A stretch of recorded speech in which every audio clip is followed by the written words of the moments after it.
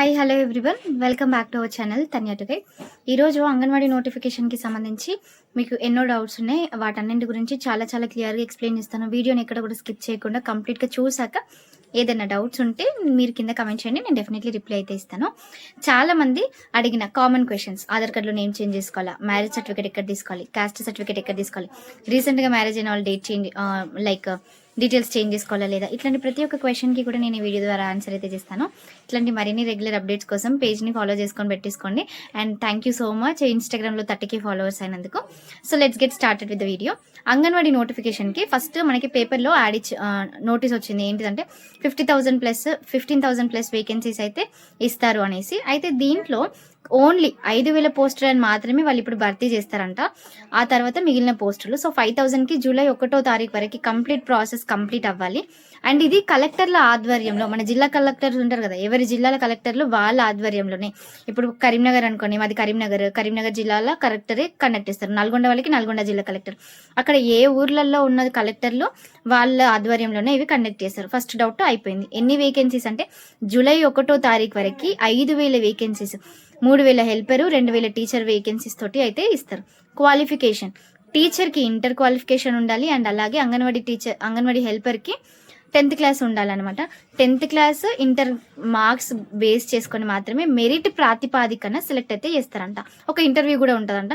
ఇంటర్వ్యూలో ఏం క్వశ్చన్స్ అడుగుతారు అని కూడా అడుగుతున్నారు. అవి కూడా వీడియో ఎండ్లో చెప్తాను. సో ఎడ్యుకేషన్ క్వాలిఫికేషన్ గురించి అయితే మీకు ఒక ఐడియా వచ్చింది. ఇప్పుడు ఇంకో క్వశ్చన్: నేను 2 పోస్టులకి అప్లై చేసుకోవచ్చా? నాది డిగ్రీ క్వాలిఫికేషన్, నేను 2 పోస్టులకి అప్లై చేసుకోవచ్చా అనేది క్వశ్చన్ కూడా వస్తుంది. సో చేసుకోవచ్చు. మీరు టీచర్కి ఎలిజిబులే, హెల్పర్కి కూడా ఎలిజిబులే. కానీ నోటిఫికేషన్ వచ్చే టైంలో ఏమన్నా మార్పులు చేసి ఒకటే పోస్ట్కి అప్లై చేసుకోవాలి అంటే మనం చెప్పలేము. ఎందుకంటే ఎక్కువ మంది అప్లై చేసుకోవడానికి మ్యాక్సిమం అయితే హైయెస్ట్ క్వాలిఫికేషన్ ఉంటే 2ంటికి ఎలిజిబుల్ చేసుకోవచ్చు. ఎందుకంటే ఏ గవర్నమెంట్ జాబ్కైనా కూడా మీ దగ్గర క్వాలిఫికేషన్ ఉందంటే 2 కానీ అంతకంటే ఎక్కువ వాటికి అప్లై చేసుకోవచ్చు కదా. సో అట్లా చేసుకోమని అంటారు. దానికైతే ఏం ప్రాబ్లం ఉండకపోవచ్చు. నెక్స్ట్ సూపర్వైజర్ వేకెన్సీస్ గురించి కూడా అడుగుతున్నారు. అది కూడా ఈ వీడియోలో చెప్తాను. ప్రజెంట్ అంగన్వాడీ టీచర్కి, అంగన్వాడీ హెల్పర్స్కి అయిపోతుంది. నెక్స్ట్ నేను జిల్లాల వారీగా కూడా పెట్టాను, షార్ట్స్లలో ఉంటుంది, ఒక్కసారి చూడండి. అయితే అది 2025 అన్నమాట. సో అప్పటి నుంచి రిక్రూట్మెంట్ కాలేదు కదా. సో ఆ వేకెన్సీస్తో పాటు అడిషనల్గా కూడా ఏమైనా క్రియేట్ చేస్తే, వాళ్ళు ఎంప్లాయ్మెంట్ క్రియేట్ చేస్తే ఆ డిస్ట్రిక్ట్ వైజ్ వేకెన్సీస్లో ఇంకొన్ని యాడ్ అయితే జూన్ 2వ తారీఖు తెలంగాణ ఆవిర్భావ దినోత్సవం. ఆ రోజు వరకు అందరూ కూడా వెయిట్ చేయండి దయచేసి. ఎందుకంటే చాలా మంది ఇన్స్టాగ్రామ్లో ఒక 100 మెసేజ్లు వస్తున్నాయి. అన్నింటికి ఈ వీడియో ద్వారా ఆన్సర్ చేద్దామని జూన్ 2వ తారీఖు వరకు వెయిట్ చేయండి. నోటిఫికేషన్ కోసం లింక్ యాక్టివేట్ అయితే, నేను లింక్ యాక్టివేట్ అయింది ఇన్స్టాగ్రామ్లో, యూట్యూబ్లో నేను పెడతాను. ఆవేశపడి తొందరపడికి ఏ లింక్ పడితే ఆ లింక్ అస్సలు క్లిక్ చేయకండి. లింక్ యాక్టివేట్ కాలేదు. ఏ లింక్ పడితే ఆ లింక్, ఇప్పుడు ఇది ఆసరాగా చేసుకొని కొంతమంది స్కామ్ చేస్తారు. సో అందుకోసమని ఏ లింక్ పడితే ఆ లింక్ అస్సలు క్లిక్ చేయకండి. నెక్స్ట్ పెళ్ళైన అండ్ ఇంకొక మేజర్ డౌట్, అసలు ప్రిఫరెన్స్ ఎవరికి ఇస్తారు అనేది కూడా చాలా మందికి డౌట్ ఉంది. So this is only for married women అనమాట. ఓన్లీ మ్యారేజ్ అయిన వాళ్ళకి మాత్రమే. అండ్ అలాగే దీనికి సంబంధించి విడోస్ కానివ్వండి, సింగిల్ పేరెంట్స్ కానివ్వండి, లేకపోతే ఫిజికలీ ఛాలెంజ్డ్ కానీ ఇట్లా ఎవరైనా ఉంటే, డిజేబుల్డ్ కానీ ఉంటే వాళ్ళకి ప్రయారిటీ అయితే ఇవ్వడం జరుగుతుంది. But this is exclusively for married women మాత్రమే. Please note this, only for married. మీ డిస్ట్రిక్ట్లో వేకెన్సీస్ లేవు అంటే ఎక్కడ అప్లై చేసుకోవాలి అని అడుగుతున్నారు. మీ డిస్ట్రిక్ట్లో లేకపోతే వేరే డిస్ట్రిక్ట్కి చేసుకోవచ్చు అని. సో అట్లా చేసుకోవడానికి ఏముండదు. మీది ఏ డిస్ట్రిక్ట్ అయితే ఉంటుందో ఆ డిస్ట్రిక్ట్లోనే చేసుకోవాలి. వేరే డిస్ట్రిక్ట్కి మీరు చేసుకోవడానికి ఎలిజిబుల్ ఉండదు. అండ్ ఎక్కడ చేసుకోవాలి? అమ్మ వాళ్ళ ఇంటి దగ్గర చేసుకోవాలి, అత్తమ్మ వాళ్ళ ఇంటి దగ్గర చేసుకోవాలంటే అత్తమ్మ వాళ్ళది చేసుకోవాలి. ఒకవేళ మీ అత్తమ్మ వాళ్ళది, అమ్మ వాళ్ళది పక్క ఊర్లో అయితే ఒకటే డిస్ట్రిక్ట్ కిందకి వస్తుంది కదా. సో మీరు ఒక డిస్ట్రిక్కే చేసుకోవాలి. మీరు ఎక్కడైనా కూడా మీ అత్తగారి డిస్ట్రిక్ట్కి చేసుకోవాలి. అత్తగారిది అమ్మగారిది ఒకటే పక్క ఊర్లు, 20 కిలోమీటర్లు, 10 కిలోమీటర్ల డిస్టెన్సే, అదే మండలం కిందకి వస్తుంది అంటే మీరు అక్కడ కూడా చేసుకోవచ్చు. జిల్లాల వారీగా ఇది అయితే ఉంటుంది, మండలంగా వైజ్గా కాదు. జిల్లాల వారీగా అంగన్వాడీ రిక్రూట్మెంట్. అందులో మండలంలో మళ్ళీ అంగన్వాడీ కేంద్రాలు సపరేట్గా ఉంటాయి. ఓకే, ఇప్పుడు మనం కూడా చూస్తాం కదా మండలంలో అంగన్వాడీ కేంద్రాలు అని. సో అదనమాట. నెక్స్ట్ మ్యారేజ్ అయిన వాళ్ళు డీటెయిల్స్ చేంజ్ చేసుకోవాలా లేదా అని ఏం చేంజ్ చేసుకోకండి. రీసెంట్గా మ్యారేజ్ అయిన వాళ్ళు మాత్రం ఎట్టి పరిస్థితులలో ఏ డీటెయిల్స్ చేంజ్ చేసుకోకండి. సర్నేమ్ అట్లనే ఉంచుకోండి, ఏది కూడా చేంజ్ చేయకండి. క్యాస్ట్ ఎక్కడ తీసుకోవాలని అడుగుతున్నారు. క్యాస్ట్ కూడా మీ అమ్మ వాళ్ళది, అంటే నాన్న నుంచి క్యాస్ట్ అనేది వస్తుంది కాబట్టి నాన్నది మాత్రమే మీరు ఉంచేసుకోండి. అట్లనే ఇప్పుడు పెళ్ళైంది కదా అని మళ్ళీ హస్బెండ్ నేమ్ తోటి వైఫ్ ఆఫ్ అని పెట్టి చేంజ్ చేసుకోవాల్సిన అవసరం అయితే ఏం లేదు. ఒకవేళ మీరు మ్యారేజ్ అయిపోయిన తర్వాత ఎప్పుడో ఆల్రెడీ చేంజ్ చేసుకున్నారు అంటే మళ్ళీ కొత్తగా అప్లై చేసి డాటర్ ఆఫ్ కింద చేంజ్ చేసుకోండి. అడగండి ఎంఆర్ఓ ఆఫీస్‌కి వెళ్ళి అట్లా ఏమైనా పాసిబిలిటీ ఉంటదా అని.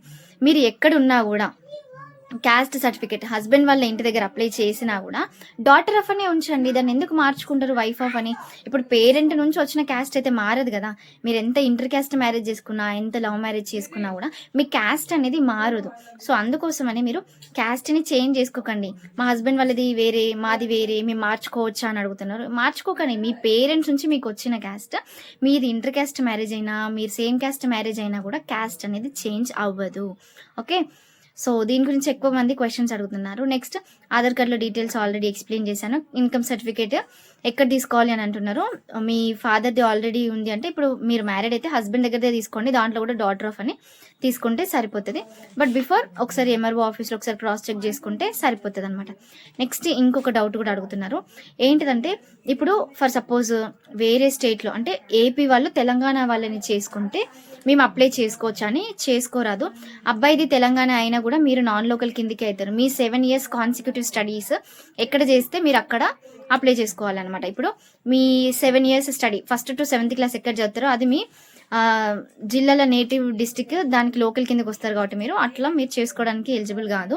ఒకవేళ హైదరాబాద్లో ఉండే అబ్బాయి మీది ఇక్కడెక్కడో వరంగల్ అయితే అట్లా చేసుకోవచ్చు. కానీ కంప్లీట్లీ ఏపీ వాళ్ళు తెలంగాణలో అప్లై చేసుకోవడానికి కాదు.